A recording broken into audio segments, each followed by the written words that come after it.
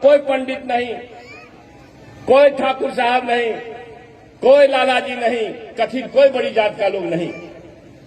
हिंदुस्तान भारत का पहला व्यक्ति अपनी पढ़ाई की परिस्थिति में माता पिता के 13 संतान में से एक थे ना, 14 में से एक, माता पिता के 14 संतान में से एक, 14वां लास्ट, समझ लीजिए 14वां संतानों में से एक हम लोगों को दूगो पारने लगता है। और जो ज्ञान प्रभु ने, परमात्मा ने उनके अंदर दिया कि भारत का पहला व्यक्ति हुआ जो कोलंबिया विश्वविद्यालय जाकर के अपने उच्च स्तर की पढ़ाई किए। London school of economics, London school के में आसपास के सबसे बड़ी अच्छी पढ़ाई जहां होती है वहां से भी पीएचडी किए, पता नहीं कितना विषय को पढ़े। और जब देश में आए, सबसे स्वाधीनता आंदोलन चल रहा था, स्वाधीनता की लड़ाई लड़ने वाले हमारे पुरखे जो भी रहे, चाहे गांधी जी हों, राजेंद्र प्रसाद हों, जो कोई भी हो, उन लोगों ने महसूस किया कि बिना डॉक्टर साहब अम्बेडकर के ज्ञान का इस देश को आजाद नहीं कराया जा सकता। और फिर उनका सम्मान पूर्वक बुलाया, उनके ज्ञान का प्रयोग किया। भारत के किसी मायकेलाल को यह हैसियत नहीं थी कि संविधान के ड्राफ्ट कमीशन को कन्वेन करता, और संविधान के ड्राफ्ट कमीशन जो ड्राफ्ट हुआ उसको उसके संयोजक उनको बनाया गया। और आज हम, चाहे डॉक्टर जवाहर पासवान, चाहे महेश्वर पासवान जी बोल के चले गए, चाहे प्राणेश जी बोल के जाएंगे, या बोले भी हैं आपके सामने, जो कोई भी लोग इस हैसियत में हैं तो डॉक्टर भीमराव अम्बेडकर के उसी संविधान के चलते हैं, किसी तुलसीदास जी के रामायण के चलते नहीं। पूज्य विप्रशील गुणहीना ना शूद्र ज्ञान परवीना। आप समझ लीजिए, इससे ज्यादा अगर इसी को खाली समझ लीजिएगा कि यह बाबा साहब अम्बेडकर ने नहीं लिखा, तो किसने लिखा? आप लोगों में से कोई बताइए, क्या जवाहर पासवान के पुरखा लिखे, क्या चंद्रशेखर कुमार के पुरखा लिखे, या प्राणेश जी के पुरखा लिखे? नहीं। अगर कोई लिखा तो मनुवादी ब्राह्मणवादी विचार को जिलाने वाले लोगों ने लिखा। विप्रशील गुणहीन, हे भगवान, कहीं अगर परमात्मा है या लिखने वाले को तो अभी भी, बोलने वाले को अभी भी बर लगना चाहिए, मगर भगवान है ही नहीं तो बर कहां से लगेगा? भगवान तो सामने है जिसको हम लोग छोड़े हुए। उससे भी ऊपर आप सभी लोगों को पता होगा, पहले एक सामाजिक कुरीति थी, वेद अगर शूद्र पढ़ ले, अति शूद्र पढ़ ले तो जिह्वा काट लो, जिह्वा काट लो। क्या किसी पासवान के पुरखा ने कहा? क्या किसी गुआर के पुरखे ने कहा? किसने कहा? आप भी बोलो भाई, किसने कहा? वेद पढ़ ले तो जिह्वा काट लो, सुन ले तो कान में शीशा डाल दो, पिघला गर्म शीशा। किसने कहा? मनुवादियों ने कहा, पंडितों ने कहा, ब्राह्मणवादियों ने कहा, ब्राह्मणों ने कहा, आपके बच्चों, आपके पुरखों ने नहीं कहा। जी काटने की बात हजारों साल पहले कानून बना के उनके पुरखे गए, जिसको मनुस्मृति कहा जाता है। उसी मनुस्मृति का दहन अम्बेडकर साहब किए थे। इसलिए मनुस्मृति को चलाने वाले लोगों से नफरत कहना चाहिए, न कि अभी सुने महेश्वर भाई ने बताया हमारे गांव में क्या है भाई, चिरौरी में दुसाध चेतना उत्थान परिषद, दुसाध उत्थान परिषद, चमार उत्थान परिषद, गुआर उत्थान परिषद, इससे काम चलने वाला नहीं है। समूचे दलितों का उत्थान हो, इसकी अगर कोशिश आप नहीं करेंगे तो आप दफन हो जाएंगे इतिहास में। अलग अलग जातियों में तो बांट दिया आपको, 6,647 पता नहीं कितना, 743 गजट में है, भारत सरकार के गजट में। और मालूम है, अभी तेजस्वी यादव जी के साथ आज तक का इंटरव्यू हो रहा था, वो अंजना ओम कश्यप बोल रही थी कि तेजस्वी जी 48,000 जाति अब है, 48,000 तो कैसे गिनती हो? तो आप समझ लीजिए, भैंस की गिनती हो सकती है, गाय की गिनती हो सकती है, मगर आपकी गिनती नहीं हो सकती। इसलिए कि आप बहुजन हैं, आपकी गिनती और भारत सरकार करा देगी तो 1 पैसा भी जाएगा तो 1 रुपया में 85 पैसा आपके घर में जाएगा। इसलिए वो नहीं कराना चाहता, इसलिए मनुवादी नहीं कराना चाहते। तो मैं एक बात, मैं तो पूरा पंडित हूं नहीं, कुछ कुछ सुना हूं साहब लोगों से, मगर एक बात कहना चाहता हूं, अगर हमारे पिताजी सुने, डॉक्टर साहब ने कहा शिक्षा वो शेरनी का दूध है, हमने नहीं कहा। वो महान पुरखा डॉक्टर भीमराव अंबेडकर ने कहा शिक्षा वो शेरनी का दूध है जिसे पियोगे तो दहाड़ोगे।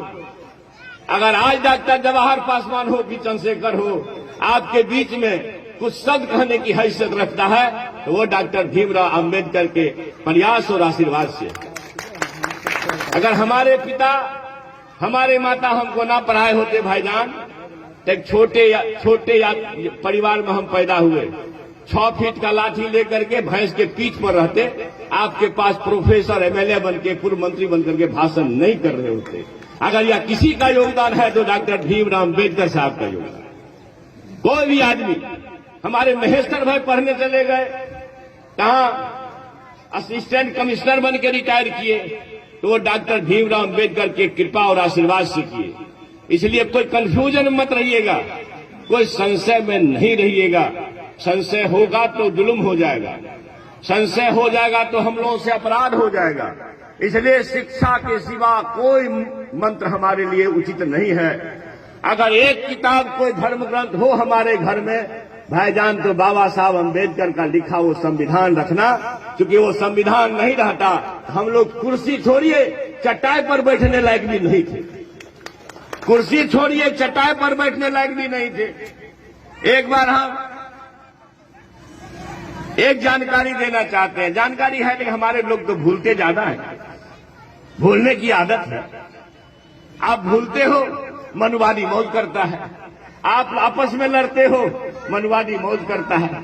आप एक चीज बताइए, ये भारत, बगल में नेपाल, अरे हुआ जो कुकृत्य का अभिशाप हम लोग ढो रहे हैं, यह 3 देश ही ऐसा है जिसमें इन जातियों का नाम इस तरह से लोग जानता है।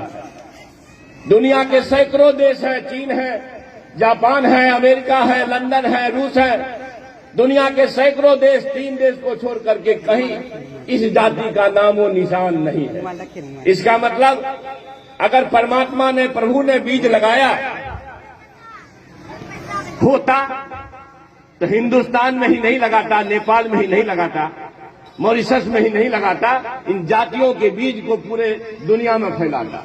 मगर क्या कारण है भाई कि इन 3 कथित हिंदू देश, प्रभावित देश में ही जातियों का इसलिए प्रादुर्भाव हुआ कि पंडितों को, मनुवादियों को, ब्राह्मणवादियों को ये कहना था कि जब तक आपस में लड़ोगे नहीं तब तक अपना मौज होगा नहीं। आपस में लड़िए, जाति जाति के बीच दुसाद उठान, गुआर उठान, चमार उठान, बनिया उठान, मुसहर उठान, तो सब ब्राह्मणे का उत्थान होगा, हम लोग का तो होने से रहा। इस बात को समझने में कोई दिक्कत? समझ गए आप लोग तो हाथ उठाइएगा। ठीक है, धन्यवाद। तो मैं कहना चाहता हूं, जब जब ये अछूतों के बीच, शूद्रों के बीच में महापुरुष पैदा हुआ है, तब तक उनको मारने की साजिश हुई। अंबेडकर साहब को किस साजिश के तहत मात्र 63-64 वर्ष की उम्र में मारा गया? कहीं अगर ऐसा होता 20 वर्ष और जिंदा रह जाते अंबेडकर साहब, तो इस भारत की भूमि से मनुवादियों का नाश हो गया था। लेकिन मार दिया गया। छोड़िए, हमारे बिहार में एक क्रांतिकारी पैदा हुए, मनुवादियों के आतंक से प्रभावित होकर के जुल्म के खिलाफ लड़ने वाला आदमी। शायद मैं मानूं तो बिहार में उससे बड़ा क्रांतिकारी कोई नहीं हुआ। जहानाबाद के इलाके में, मगध के इलाके में पैदा होने वाला शहीद जगदेव प्रसाद कुशवाहा परिवार में पैदा हुए। मनुवादियों के जो रोज के अत्याचार इतना होता था, आज हाजीपुर में भी एक कत्ल हुआ, बलात्कार किया, हमारे दलित के बच्ची के साथ उसका कत्ल कर दिया गया।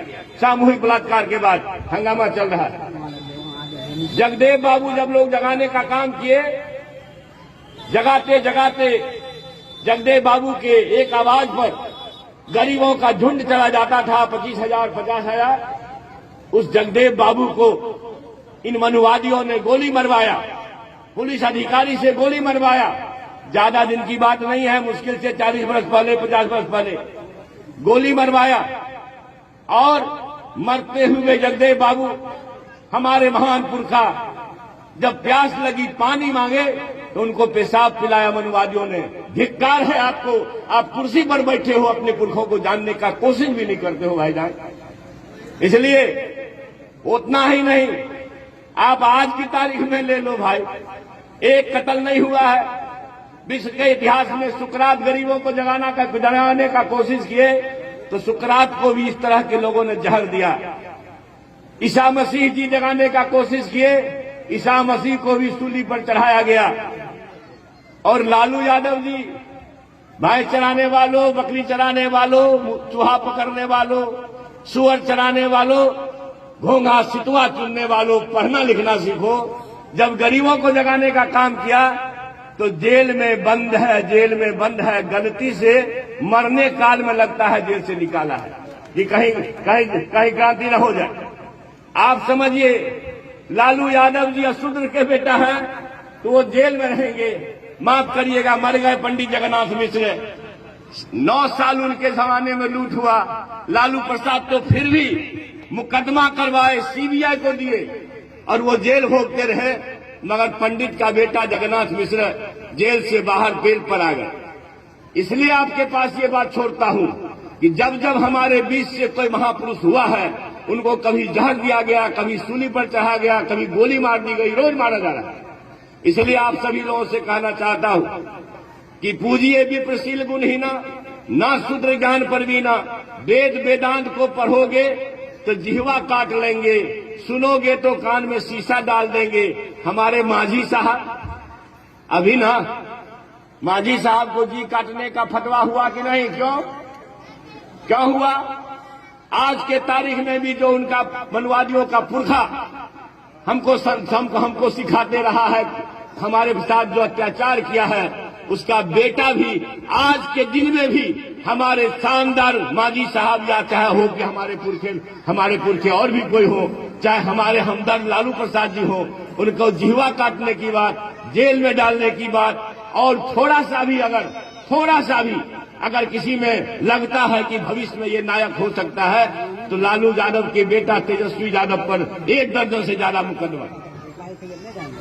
अमित शाह के बेटा जय शाह पर नहीं होगा, मगर लालू का बेटा, शूद्र का बेटा है तो इस पर मुकदमा होगा। क्योंकि या तो भाई जगा लेगा लोग को। आपके चेतना पर छोड़ता हूं, प्रबोधन कार्यक्रम चलेगा, एक से एक वक्ता आपके गांव में आएंगे। मैं साधुवाद करता हूं बहन मोनिका का, बहन रजनी बौद्ध का, इतना दूर से आपके गांव में आए हैं।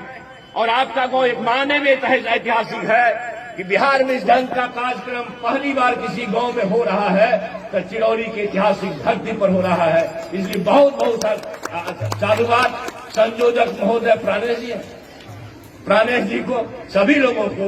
मैं इसके साथ कि जरा अपनी चेतना को खोलना है। आज के तारीख में कितना दिन हुआ? 2014 में 2014 में मांझी साहब मुख्यमंत्री थे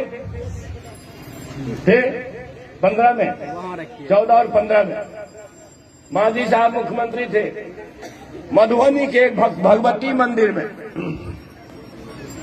पूजा अर्चना करने गए मुख्यमंत्री होकर के मित्रों, और जब पूजा करके निकले तो मनुवादियों ने गंगा जल से मंदिर को धोया, इसलिए कि वहां पवित्र हो गया।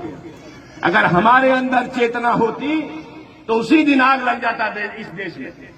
मगर हम तो जुल्म सहने के आदी हैं। हमारी बहनें आई है आपको जुल्म से ऊपर करने के लिए, आपकी चेतना को जागृत करने के लिए। छोड़िए, फिर भी एक राज्य के मुख्यमंत्री थे, मुख्यमंत्री होते हुए भी मंदिर को अछूत जान करके गंगा जल से धोया और हम लोग सो रहे हैं। राष्ट्रपति कौन है अभी? रामनाथ कोविंद। कौन है? रामनाथ कोविंद। कोविंद जी राष्ट्रपति। देश के राष्ट्रपति जगन्नाथपुरी मंदिर में गए थे सौपत्नी पूजा करने। माफ करना, अगर भगवान बुद्ध को समझोगे, बाबा साहब को समझोगे तो किसी मंदिर में माथा टेकने नहीं जाओगे। इसलिए कि जब आपके राष्ट्रपति अछूत जात में पैदा होने वाला राष्ट्रपति को मंदिर के बाहर गर्भगृह में नहीं जाने दिया, मंदिर के बाहर से लौटा दिया गया। और हम सोशल मीडिया पर देखे थे राष्ट्रपति भवन से सब लोगों को सो कॉज इशू हुआ है। अगर हमारे अंदर चेतना होता तो दलित के बेटा राष्ट्रपति है मगर मंदिर में घुसने की इजाजत उसको नहीं है। इसलिए हे 85% लोगों, याद रखना, अगर तुम जग जाओगे तो एक सुई के तिनका बराबर भी मनुवादियों को जगह नहीं मिलेगा। जय भीम, जय भारत, इनकलाब जिंदाबाद।